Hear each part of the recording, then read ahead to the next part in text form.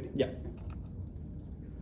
We're going to give you 5 reasons for why he's going to be the next Prime Minister of Israel. The first is that he's just simply able to manipulate the constitution of Israel quite easily. He has been in power for 20 years, which means slowly but steadily he has been able to gerrymander as much as possible.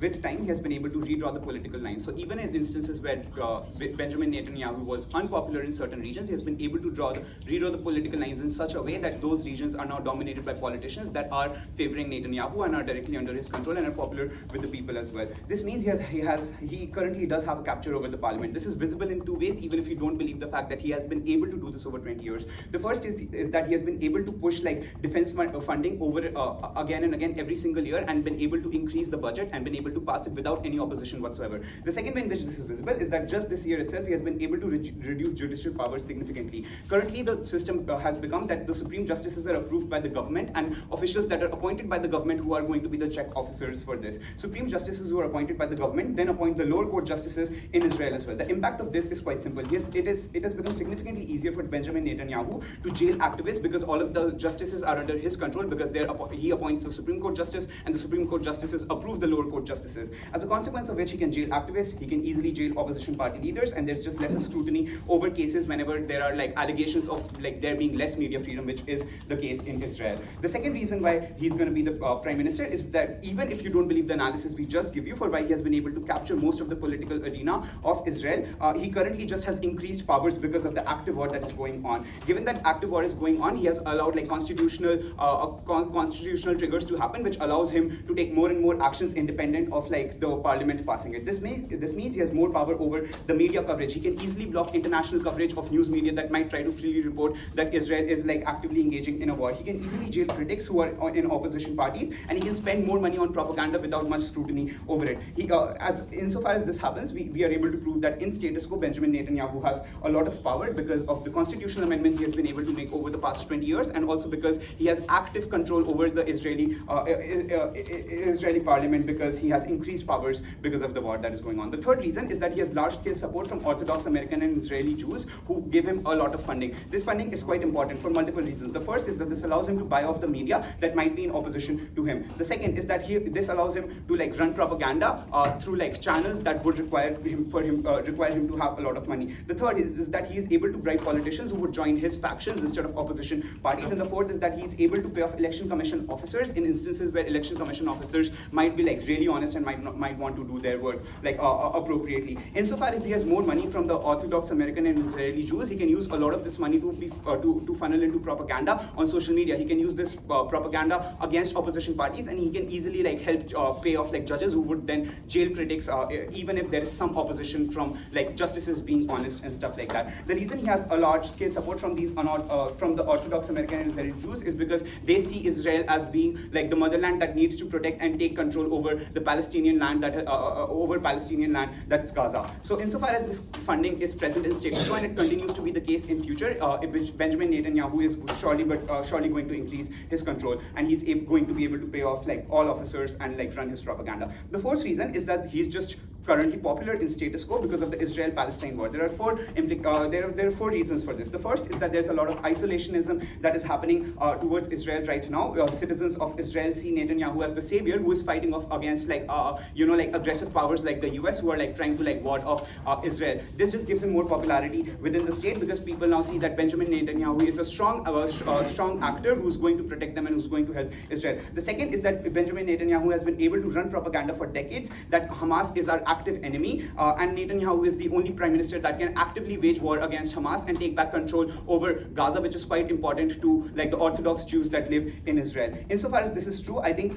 that he is extremely popular because he doesn't paint this war as a war. He paints this as defense to take back control of something that belongs to Israel. The third is that he has just been in power for decades. He has been in power for 20 years. So even if you don't believe that he can capture every single voter, over the past 20 years, he has been able to pass reforms that have benefit people in some way or the other. Insofar as this is the case, he has become popular over a large part of the voter base. The fourth reason is that external threats just bring people together. Insofar as people are threatened by Hamas and they're threatened by war, they're threatened that they might die tomorrow in their homes because Hamas might just start a military attack. This allows him to consolidate votes. As long as this threat continues, Benjamin Netanyahu can easily paint the threat of Hamas as a threat that needs to consolidate all power, a threat that needs to bring people together for national safety. Remember, he doesn't paint this as a war that Israel is continuing on its own. This is a war that is happening in defense to Hamas, which is actively targeting the citizens of Israel, and a war that is taking away land that is precious to them. If opposition team has to win on this, then they have to prove why this threat is going to stop. Insofar as they cannot do this, on our side, on Affirmative, he can easily prove that this threat is going to continue. This is going to allow him to consolidate power. This is going to allow him to run the narrative that we ought to continue this war. We need to win it. The fifth reason is that I don't think opposition parties just have any path to victory in Israel. The reason for this is no party in Israel can currently argue against the war, because whenever they argue against the war, they're going to be attacked by the public who are convinced that this war is justified.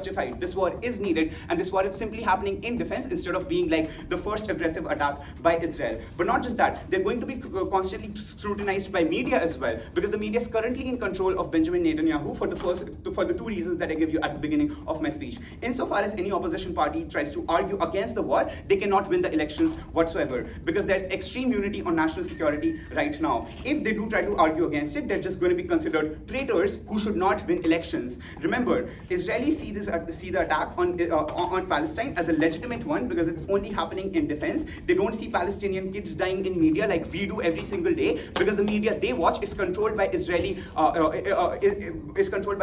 government, given that they have emergency powers right now. But not just that, they've been able to constitutionally take more power over the judiciary, which would actually criticize and try to have some sort of free media coverage. Insofar as Palestinians every single day see their own people dying, they see the IDF soldiers dying, and they see them dying mercilessly in a war that they never waged. These people are strongly convinced of the fact that this war is a necessity. This war has to happen, and Israel and Benjamin Netanyahu has been the only prime minister who has been able to advocate for it in the past 20 years, which means there is popular support for this war. And whenever any opposition comes up, these people are just going to be branded as traitors. The impact of this is quite simple. Opposition parties, even if they want to get into power, can only do so insofar as they form a government in collaboration with Benjamin Netanyahu's government. So even if that happens, which is their best case, that opposition parties come to power in some instances by collaboration, Benjamin Netanyahu still likely ends up being the prime minister, given the fact that his vote would still be the majority vote, and he would still have the most power in the parliament. Whenever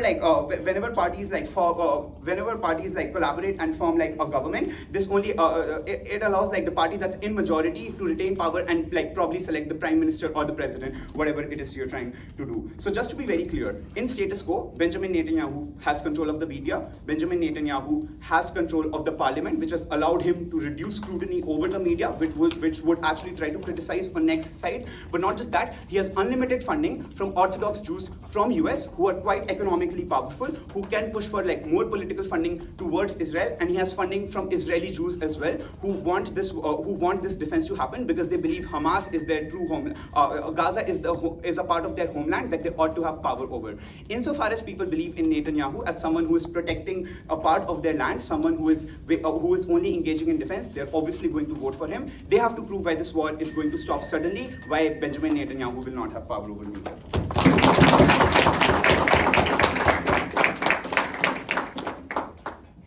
Wonderful. I thank First Affirmative for that speech, and I welcome First Negative to continue the debate. And I will.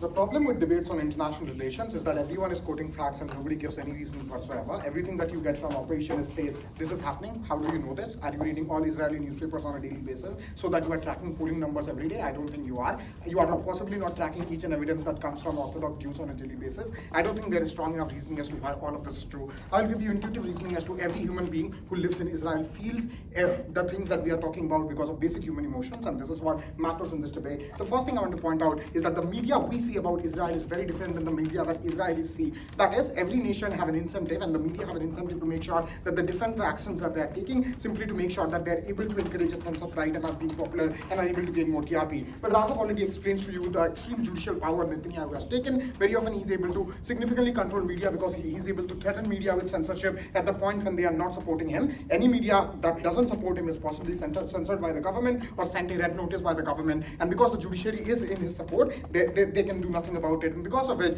even if this is not a direct harm to the media, they are intuitively aware of this harm that could happen, and therefore they are pro-Israel and very often are constantly showing news that possibly supports Israel and the actions that they are doing. The other thing that I want to point out is that we see Palestinians dying every day and we think this is unfair. However, Israelis constantly see their soldiers dying, and they constantly see that Palestinians are attackers. They constantly see images of how soldiers in Gaza are killing their soldiers and how violent they are. They constantly are fed narratives for years about why their life is under threat and they must protect themselves. And as long as this is a constant upbringing, they possibly believe in it, and they possibly believe that not only do we have the right to defend ourselves, but we are not safe till the soldiers in Gaza are not totally taken out. And therefore this is something that they possibly continue to believe in. The second thing I want to point out here is that they do accurately point out that there is a situation of conscription where at least one member from every family is in the army, which means a lot of these people see the war on a daily basis. There are a couple of things I want to point out here.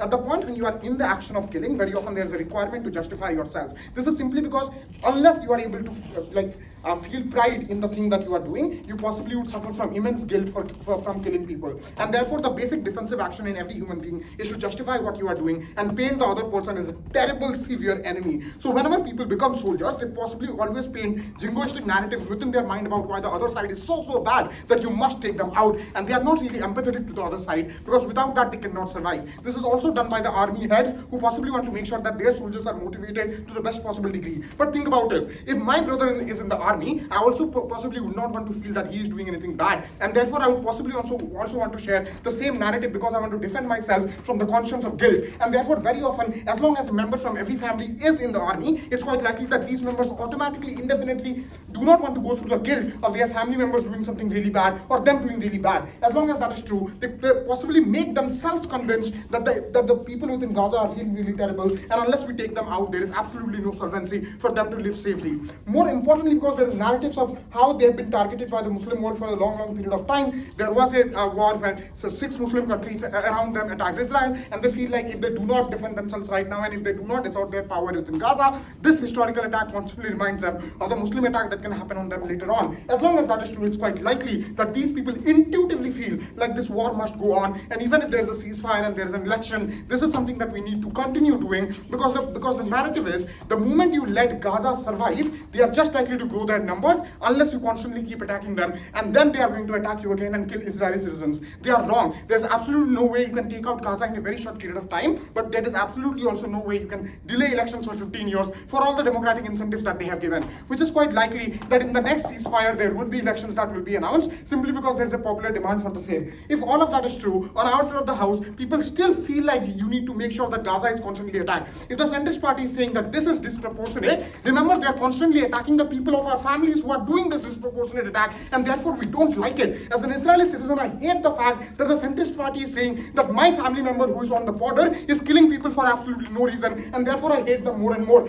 There is absolutely no understanding of why they are polling high, because I haven't read this and I read international newspapers every day. As long as the media is possibly controlled, you have to intuitively believe that they are also showing facts that Netanyahu is polling quite well. But more importantly, everything that they have talked about is possibly what you see in Australian media and US media, which is quite liberal. They constantly tell you that Netanyahu isn't doing well because they want to cater to the liberal bias. They want to make sure that liberals feel like they have a win against Netanyahu. Very often the facts are presented in a manner that he is losing support. The simple fact is that if Orthodox Jews have been given a lot of welfare, remember in their speech, which is like nearly $1,500 every month, it's quite likely that they love Netanyahu because of the welfare they are getting and because of the benefits they are getting. If Orthodox Jews have been exempted from conscription according to their own speech, they love this. And I'm not necessarily sure why they don't like the war simply because they have a moral sense against it. If their argumentation is Netanyahu is being nice to Orthodox Jews, they possibly like Netanyahu because of their own logic. But apart from that, their only argument on moderates is, well, moderates hate him because they don't like the war. This assumes that the moderates in Israel are the same as the moderates in Australia or US. They are not. The moderates in Israel are at best center-right. These are people who possibly do believe that Israel has a right to the greater land around it. Not only this, but Jordan and many other countries where Israel should expand because this is their hereditary rights and this is possibly the right of their religion. This is something that they have learned from day one,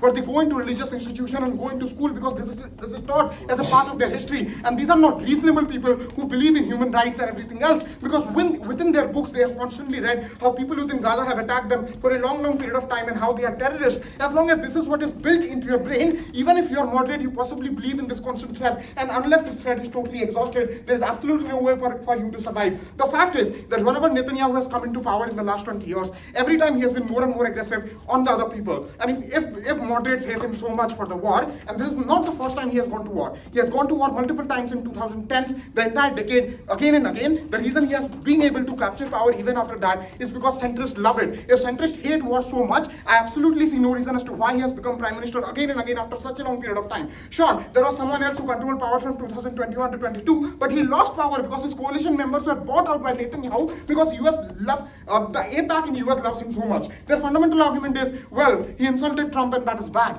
The fact is that Trump himself wins elections on the basis of the APAC funding. A lot of the members within conservative parties who lose APAC funding very often do not win elections simply because APAC doesn't support them. This is because the Orthodox Jews possibly control the largest amount of money within the United States. Not only do they dictate US elections, but they possibly have more money than everyone else combined. Even the largest industrialists like Mark Zuckerberg or Elon Musk have constantly paid money to these causes to make sure that they are controlling elections. APAC, as long as it exists, not only controls US, but possibly has a lot of money for Netanyahu to use in order to buy other political parties such as all other coalition members. They are wrong. None of the coalitions within Israel are convinced by their theoretical beliefs. Very often these are people who are willing to be bought out because by nature they are politicians and they are looking for power. If Netanyahu promises them a ministerial seat or $100 billion, they will take it simply because that is what they personally care about. If they think that these are convinced people in the center, in the left, they are wrong, because no politician in the history of the world has been that convinced of their cause. And even if some politician is, they possibly care about their personal incentive of becoming a small minister or taking a bunch of money from Netanyahu or just being in power by being in coalition with him much more. As long as these incentives exist, and these are incentives that he can fulfill due to the APAC funding, he possibly keeps on to win. Remember, even after he insulted Trump, he has gotten significant amount of funding from America again and again because of the APAC pressure, because they have bought out half the Senate and they have made sure that Senate constantly passes bills or because remember, they did deny Ukraine aid, but they never denied Israel aid, simply because they constantly want to make sure that Israel keeps getting money and Netanyahu keeps getting money. If they are funding Trump and half the election, they are possibly also funding that.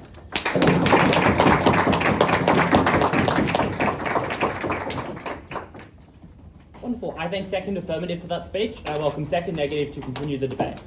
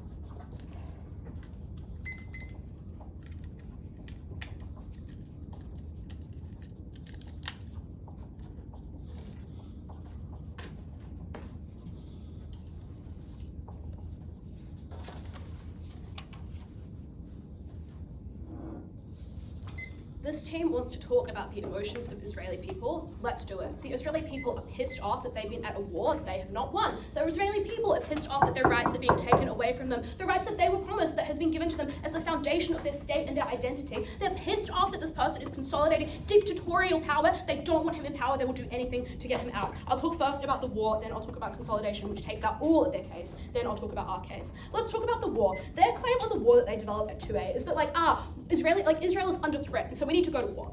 The question you should ask yourself at the end of this debate is, how would our opposition side deal with the war? Because if it is true that people in Israel want the war to continue to occur, why, as the leading politician that is trying to challenge the incumbent, would you say, I'm going to stop the war? Obviously, Bennett does not stop the war. Obviously, on our side, he continues to do the war. He's not strongly anti-war on our side because he's a political actor who does the decision-making calculus. And what happens is probably he doesn't double down in the way that Netanyahu does. He probably does continue the war. Maybe he works with Trump to negotiate a peace deal, a deal that sees the disarmament of Hamas. That would be a huge political win for the Israeli people. That would be incredible. And we just explained that he does the things that we think are popular because, one, empirically, I guess this is a fact, but he was an army commander. But secondly, and probably more persuasively, he just does things that are politically popular. Why would you commit political suicide if all of the reasons that they tell you about Israelis want to go to war and win this war are true? Why would you back out of that? Obviously, he continues to do this. So the question is, Bennett is going to keep doing the war. Why does that mean that he's going to get in? And they tell you that the war unites Israelis, which means that they're going to rally behind their leader.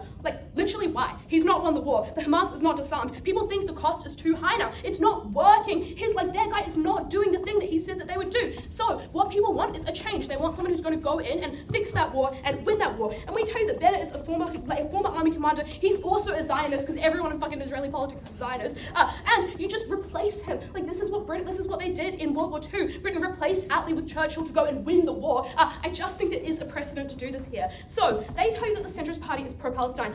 Literally what and why? Obviously the centrist party supports what the people want writ large. The very mech that they give you, which is that the centrist party loves war, is a reason why Together doesn't need to end the war. They tell you that the centrist party did war in the 2000s. That is why they continue to fight this war. That is why they continue to do the things that Israel wanted. So at the end of this debate, the only role that war plays in how you should decide the winner of the debate is both sides will continue war, but on our side, we offer the Israeli people a change. We offer them a new way to negotiate through this war. And the Israeli people know that Netanyahu's fucked off the US. They know that they've pissed Trump off and they've sacrificed deals that they could have marketed as credible wins that would have disarmed Hamas and eliminated that threat. And Netanyahu literally messed it up because he went and kept doing attacks that the US didn't like. We tell you on our side that the war will continue in the way that the Israeli people want it to because it's politically popular, because that is what you do. The question is, we give you a new guy to rally behind, a new person to fight behind. They give you more of the same that did not work. I don't understand how the war gets them anywhere in this debate. Let's talk about consolidation now. This is the crux of their case. If I delete it, you cannot give them the debate. They tell you that Netanyahu's consolidated power over 20 years, but the fact that he's been in power for 20 years is also a fact that they just throw at you. There's no reason why that would not change. Dictators fall out of power all the time, and he's not a dictator, he's electorally accountable. Let's go through their mix. They tell you the Supreme Court is stacked. If this is true, why are there corruption charges against him? It's OIV. It's not even in The Economist. It's in the friggin' ABC. It's in the kind of normie news. I don't know. That there are bribery and fraud and corruption charges against him. But secondly, it's unclear how courts allow you to actually win an election. Maybe you can arrest someone, but I just think that that's obviously the Israeli people see that and they're well, this is bullshit. These charges are trumped up. And the courts who are anti-Netanyahu because they're pissed off at him obviously don't fall onto his side. Secondly, they tell you that he's going to jail opposition. One, he has not. Two, holy freaking dictatorship. Obviously, he was not going to do that because, as we explained to you at Lockheed and as received no response, the people of Israel love democracy. It is their founding principle. It is what differentiates them from the Arabic nations around them, from dictatorial countries around them, from religious countries around them. They love that they are the only Western democratic country. It is the reason that they're told that they get foreign aid. The fact that they're a Western country in the Middle East is the reason that they get investment. It's the reason that they get developed. It's the reason that they can connect with the modern world. These people love democracy. They want it. As soon as he does something like jail opposition or stack the Supreme Court, obviously he falls out of favor with the people. Obviously he loses the election. Their third make is on media coverage.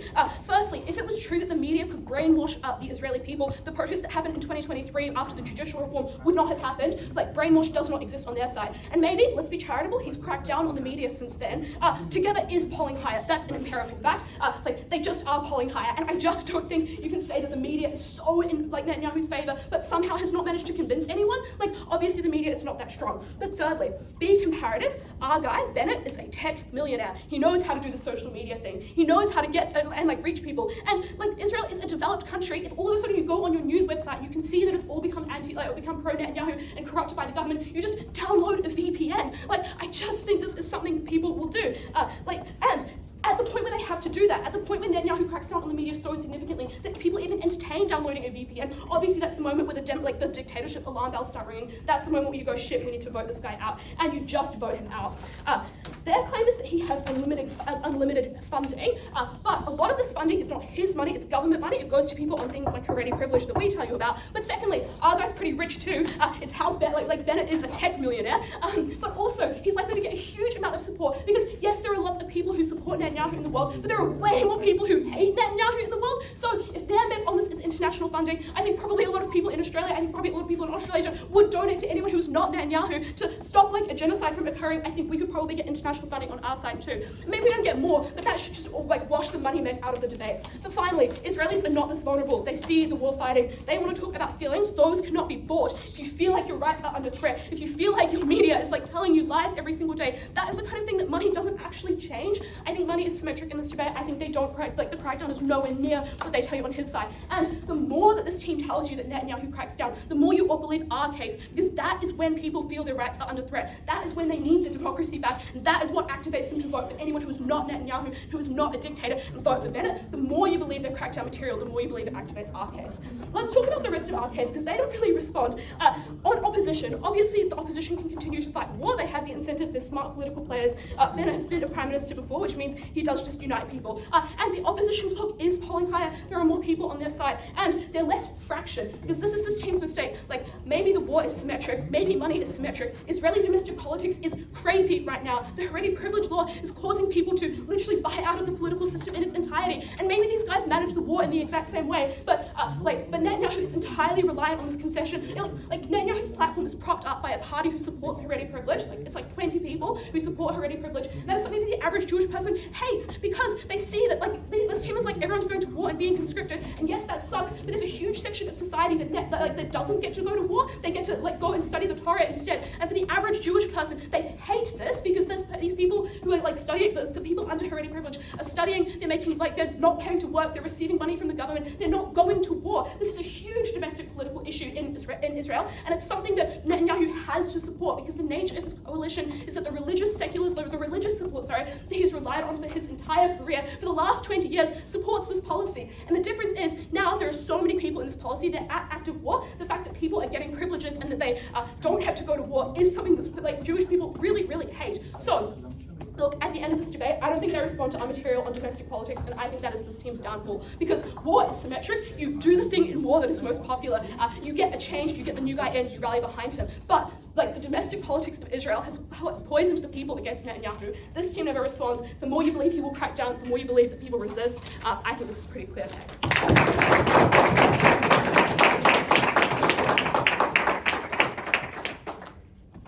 Wonderful. I thank second negative for that speech, and I welcome third affirmative to continue the debate.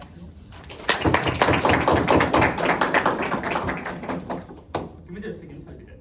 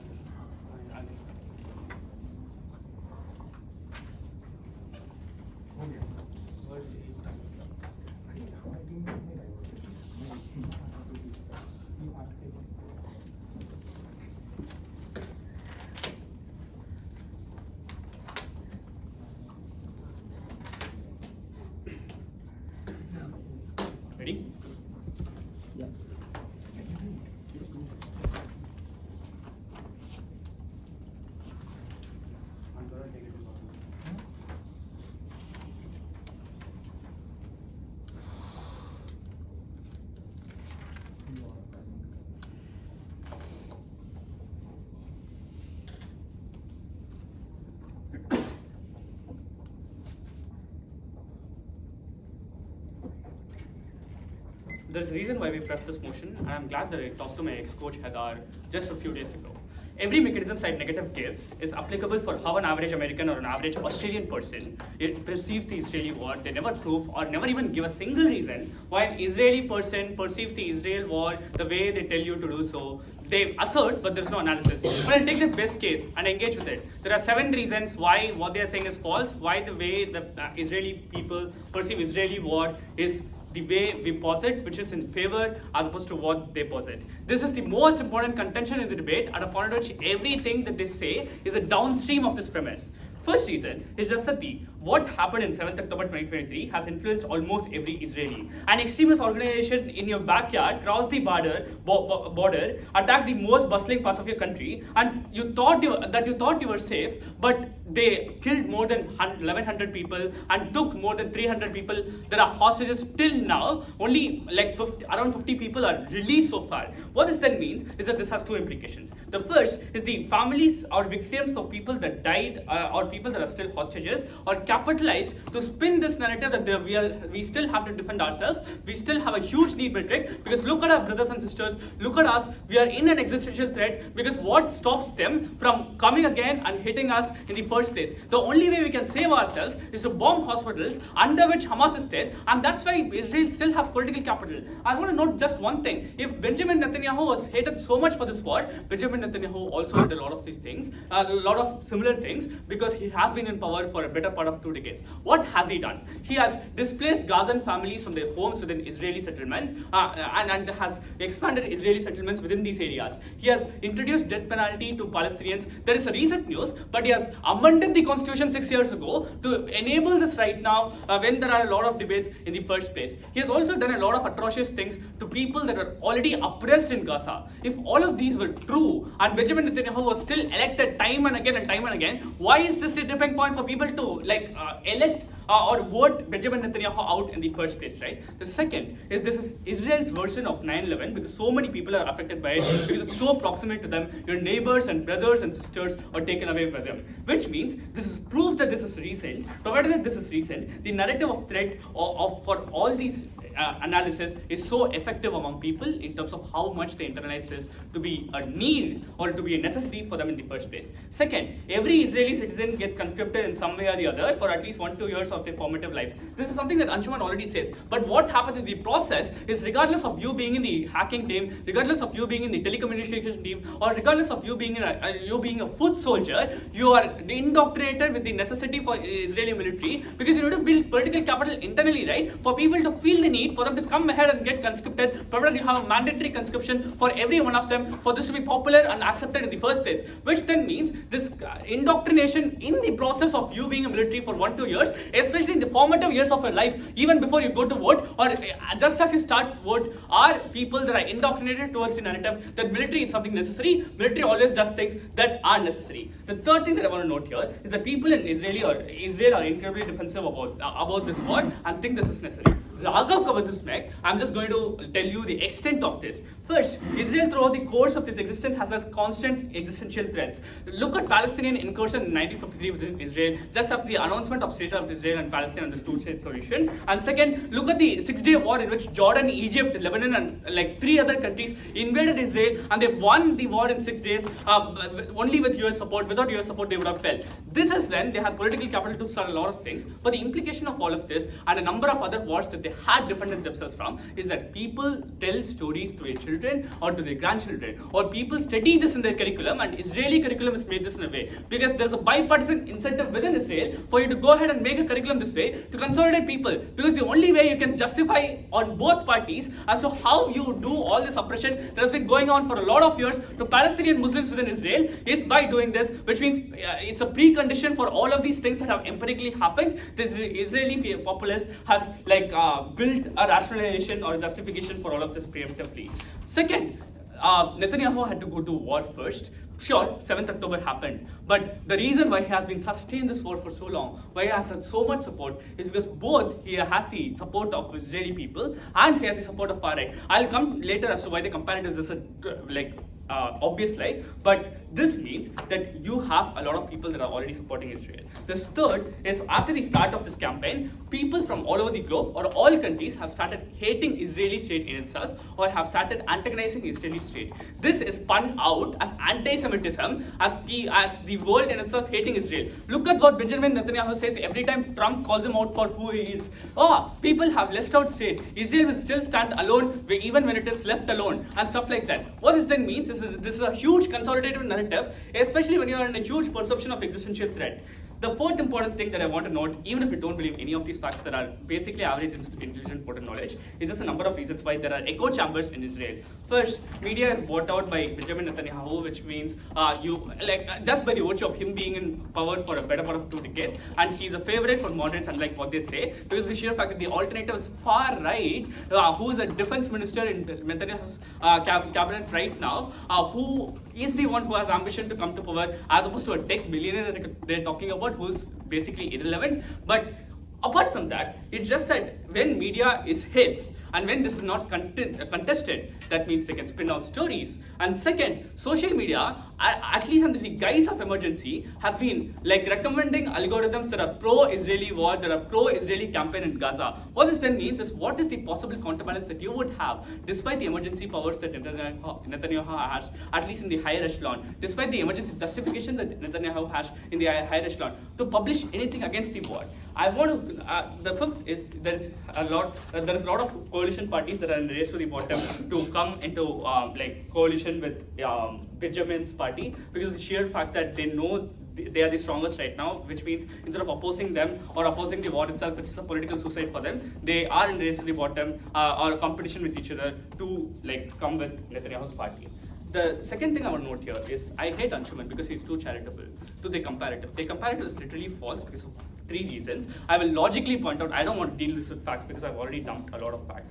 The first thing that they say is the problem with their problem statement. First negative says the problem statement is people hate this war, so they will elect this tech millionaire. But second negative says this tech millionaire isn't as opposed to war, and he will not explicitly be anti-war because it's unstrategic for him. So what will he do? How will he come to power? How will he be a possible threat to this current Prime Minister Benjamin Netanyahu? And second, on funding, they say he's a tech millionaire, so he doesn't need as much funding from AIPAC and stuff like that, because AIPAC is the brainchild of Benjamin Netanyahu.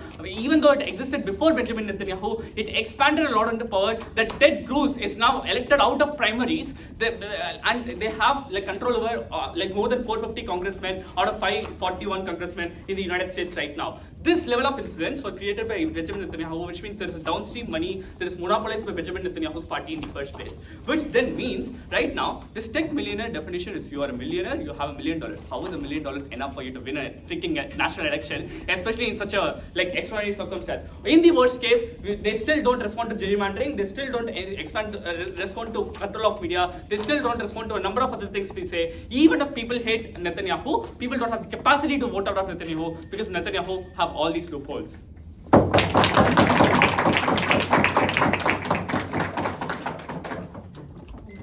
1-4. I thank third affirmative for that speech, and I welcome third negative to continue the debate.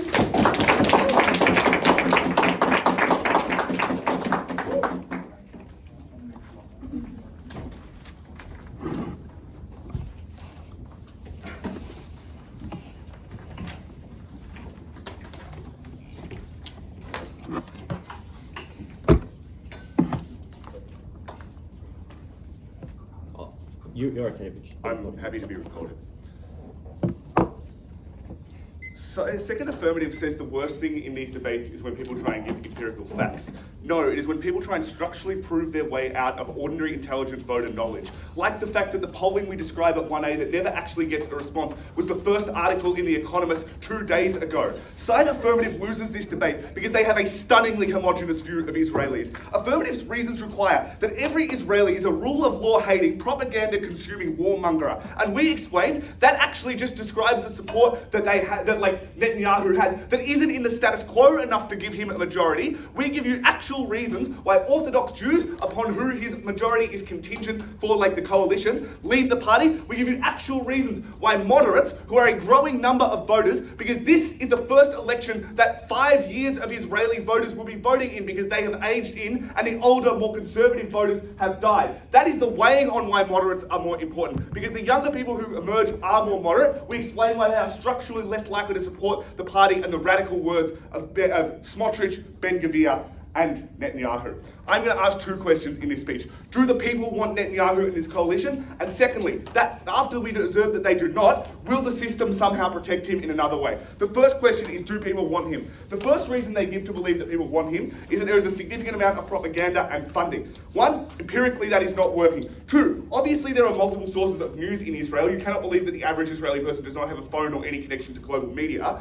Thirdly, he has 61 seats in the status quo. Obviously there are other parties with institutional support bases who also run campaigns and run counter campaigns. There are 10 parties represented in the Knesset right now. It's unclear how there is some massive propagandized crackdown on all of those parties at once when they continue to exist and they have structural power. Because all you need to believe is that the one of the 4 parties that are in Netanyahu's coalition right now are afraid that they are next on the list for a crackdown. They turn support away from him and they do not support legislation and laws that enables him to continue to do this propagandizing and funneling funds towards himself. The next mechanism they give is AIPAC, which is the American Israeli Political Action Committee. Political action committees are a Citizens United result in the United States. They don't fund things in Israel. The next thing I would explain is this is uncomparative to Naftali Bennett, who leads the Bechshad, which is the beating together the centrist party. One, we explain that he is a digital expert and he is uniquely able to get votes from younger people by propagandizing on and lobbying on social media and new networks. And secondly, we explain to him he is a technological millionaire. They say, oh, he only has $1 million to spend.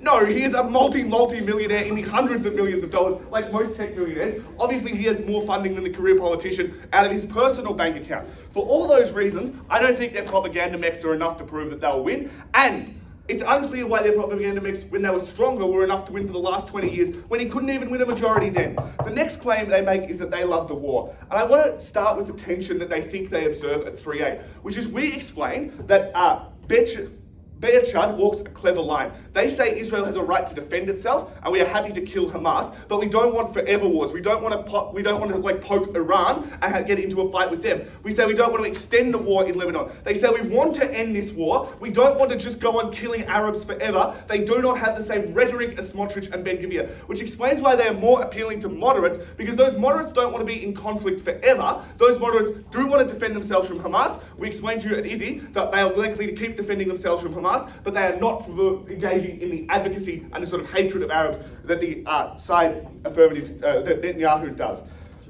The next thing that they explain to you is that the members of every family want to see their family members as doing the right thing. So there's lots of propaganda support from the war.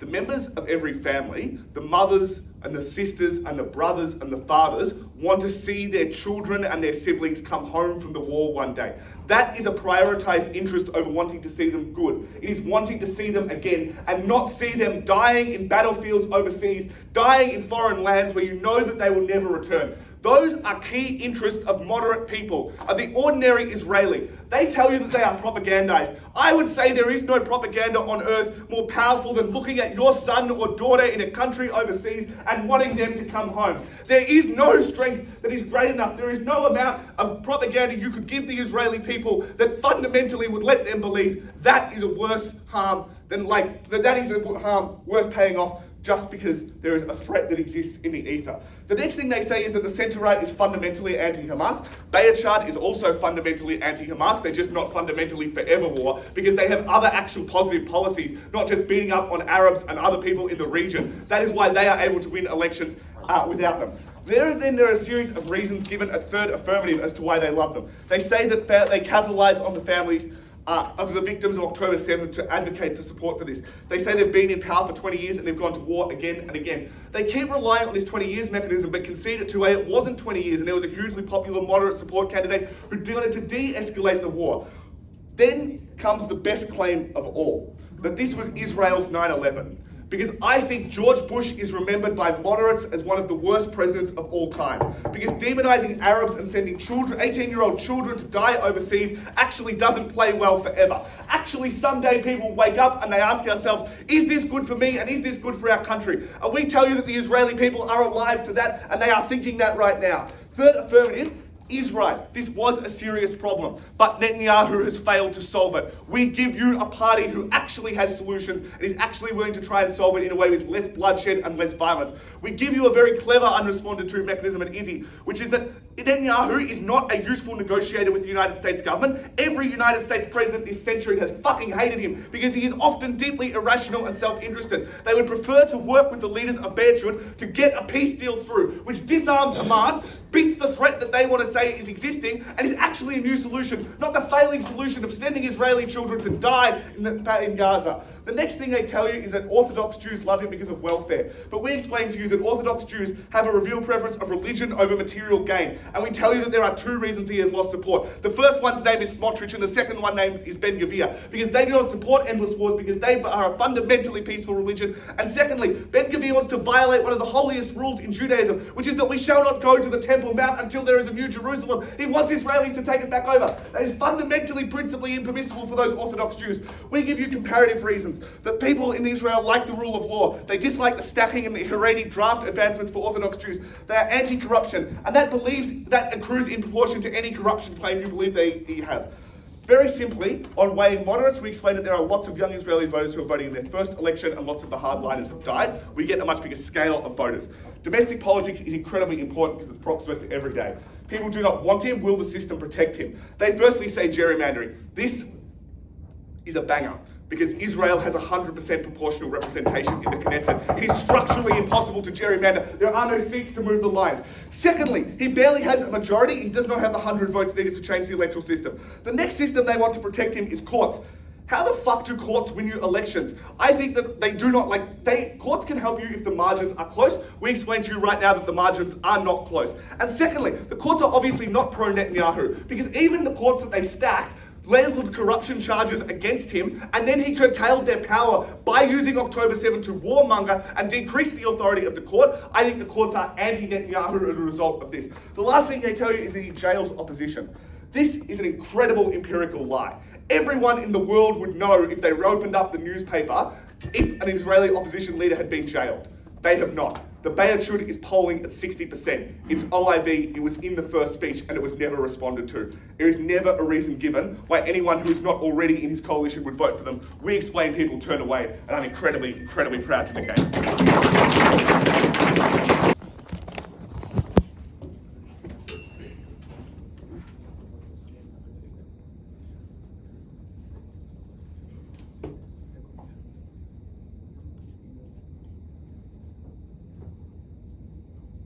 Vishwa is correct, I'm very charitable, and the best thing about Australian teams is they are able to actively dismiss argumentation that comes from us to make sure it looks like their argumentation is supreme. But there are two things in second affirmative that absolutely wins the debate. The first thing that we explain to you is that there is no moderate within Israel. Almost everybody has grown up with the idea that there is a Muslim world that is trying to kill them, and this is something that they constantly read in books and everywhere else. Yes, there is center-right, but center-right is Netanyahu, and there is far-right, that is possibly the other politicians, the defense minister that they talk about. The only thing they possibly suggest is that there's a liberal millionaire who possibly wants to stop the war and cut a peace deal. Because they cannot argue he will also go for the same extent of war. In their second, they do say that he will possibly go for a Trump-negotiated peace deal, and that is the possible comparative that they want to take. We do explain to you that the constant threat that have existed for a long, long period of time, and the only way this threat is tackled is when you finish Hamas, when you make sure that they are totally done with. If this alternative politician is going for a peace deal, that this possibly doesn't finish Hamas. This possibly doesn't take away the need for your children to go to the army again, because they would still be at war because Hamas isn't totally taken out. A ceasefire isn't a solution that any Israeli believes in. Otherwise, they would have pushed for it, and Netanyahu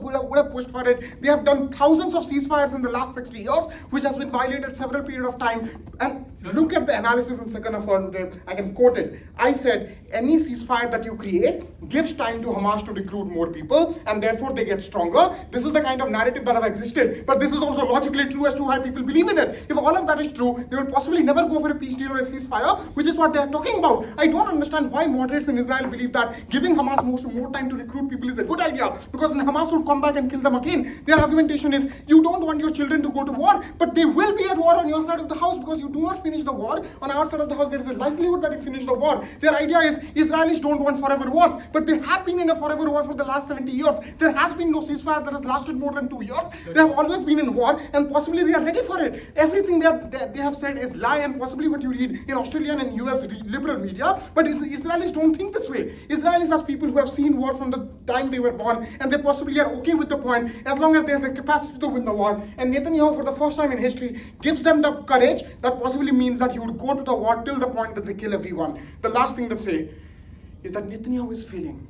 How? We explained to you how media works. Very often they want to portray war as a good thing because of the preemptive threat of censorship, because of the judiciary that has been clogged out. Their only argument is, how does judiciary win you the election? Possibly it doesn't, we don't care. But this threatens the media that they can be censored at any point of time without having absolutely any judicial backlash. If all of that is true, they constantly show that Netanyahu is winning the war. They celebrate the achievements more and they downplay the harms. To you in Australia, it looks like Netanyahu is losing because your media constantly talks about every loss that he goes through and every win that Palestine has. But his media talks about every win that he has and doesn't talk about every losses that he has. They constantly show that Palestine is bad and Gaza is bad, and every time they kill a bunch of people within Gaza, the media celebrates it again and again. We are not sure why people have so much information like you have in Israel.